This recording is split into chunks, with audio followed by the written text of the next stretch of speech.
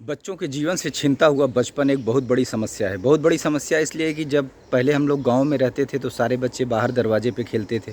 सारे बच्चे मोहल्लों में खेलते थे। उन बच्चों का जो एक्टिविटीज़ होता था, जो तरीका होता था, वो बच्चों की तरह होता था। बच्चे बच्चों की तरह बिहेव करते थे, बच्चों में ही रहते थे, बच्चों जैसा उनका एटीट्यूड होता था, वो उस तरीके से डेवलप करते थे, दौड़ते थे, भागते थे, सब कुछ करते थे, खाते-पीते थे दिन भर। आज कोई बोलता है मेरा बच्चा खाता नहीं, कोई बोलता है कि खाने की तरफ देखता नहीं, कहाँ से देखेगा? बच्चों में एक अद्भुत क्षमता होती है, दिन भर खाते हैं, दिन भर खेलते हैं, दिन भर दौड़ते हैं और उनका विकास का तरीका भी अलग होता है। बच्चे जब बच्चों में होते थे तो उनको समझ में आता था कि कौन मुझसे बड़ा है, कौन छोटा है, कौन क्या है। आज जगह की कमी के कारण जब धीरे-धीरे फ्लैट्स का चलन आ गया, धीरे-धीरे जगह की कमी इतना ज़्यादा हो गई है, फ्लैट्स में भी नीचे जाओ तो गार्डन नहीं है, उनके घूमने खेलने की जगह नहीं है। सुरक्षा का इशू कंटिन्यू रहेगा क्योंकि आप बच्चे को अगर आप 20वें फ्लोर पे रहते हैं तो बच्चे को नीचे तो नहीं भेज सकते कि आप बच्चे को नीचे भेज दीजिए अकेले।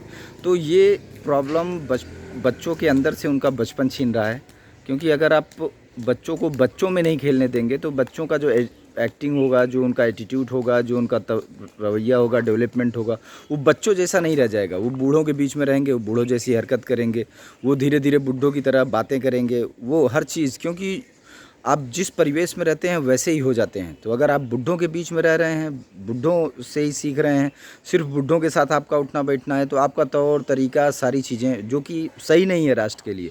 हो सकता है कि उनके पास 60 साल का अनुभव हो, पर आप उस 60 साल की ज़िंदगी से आगे चल रहे हैं।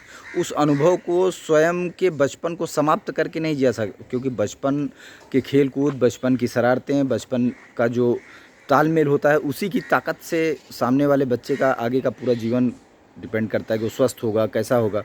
तो ये बहुत ज़्यादा ज़रूरी है कि गवर्नमेंट इस बात पे ध्यान दे कि बच्चों के लिए स्पेशली गार्डन का निर्माण किया जाए, क्योंकि महानगरों में जिस तरीके से बच्चे सिर्फ फ्लैटों के अंदर बंद रहे हैं, कमरों के अंदर बंद रह रहे हैं, ये उनके लिए बहुत ही घातक है, बहुत ज़्यादा राष्ट्र के लिए भी घातक है। क्योंकि ऐसे बच्चे मैक्सिमम देखा जा रहा है कि वो जो टीवी पे देख रहे हैं, जो मोबाइल पे देख रहे हैं, वैसा ही वो एटीट्यूड कर रहे हैं। उनको लग रहा है कि दुनिया ऐसी ही है, जो चीज़ टीवी पे दिख रहा है बस दुनिया वैसी ही है। उनका खुद का एक्टिंग, खुद का भरोसा वैसा ही हो रहा है। मतलब एक इकोनॉमिक आदमी आपके पूरी जनरेशन को कंट्रोल कर रहा है।